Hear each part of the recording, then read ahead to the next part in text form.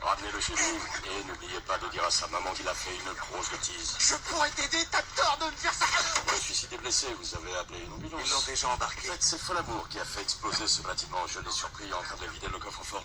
On devrait pouvoir le capturer si on boucle tout le périmètre. Folamour s'est enfui. Oui, grâce à cette misérable crevette. Indestructible. Tu n'as pas le même copyright que moi. Ouh, je suis super en retard. Salut messieurs, on m'attend quelque part.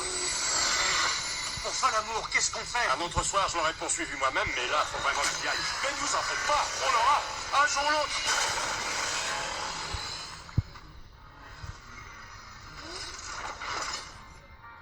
Je t'avais pas dit que je serais là à temps? Tu es très en retard. Comment tu me trouves? Cool.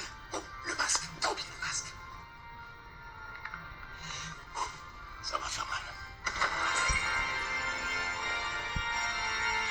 Robert Bard, acceptez-vous de prendre cette femme pour épouse légitime? Tu es en retard. Quand tu m'as demandé ce que je faisais plus tard, je n'ai pas compris que tu avais vraiment oublié. J'ai seulement cru que tu plaisantais. Bien sûr que je plaisantais. Tu arrives à la dernière minute, tu exagères. Sois donc un peu plus Flexible, je t'aime.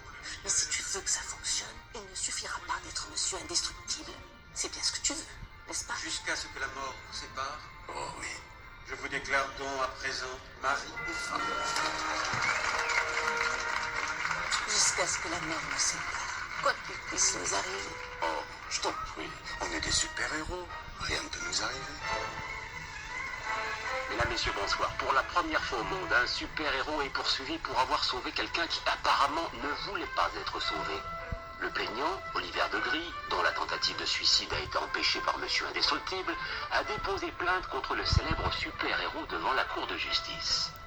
Mon client n'a pas demandé à être sauvé, mon client ne voulait pas qu'on le sauve. Et les blessures qu'il a reçues suite à cet acte héroïque, soi-disant, lui font souffrir le martyre. Je vous ai sauvé la vie. Vous n'avez pas sauvé la vie, vous m'avez démoli les cervicales. Mon client n'a pas d'autre commentaire à faire. 5 jours plus tard, une autre plainte a été déposée par la victime de l'accident du métro aérien.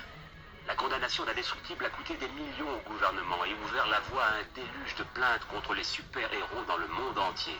Il est temps à présent que leur identité secrète devienne leur seule et unique identité. Il est temps pour eux de se joindre à nous ou de disparaître. Sous la pression de l'opinion publique et face à la terrible menace financière due à la multiplication des procès, le gouvernement a discrètement mis en place le programme de réinsertion des super-héros.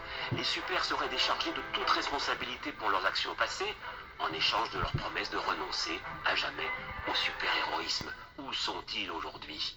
Ils vivent parmi nous, citoyens ordinaires, héros ordinaires, continuant discrètement d'œuvrer dans l'anonymat pour un monde meilleur. Des images terribles.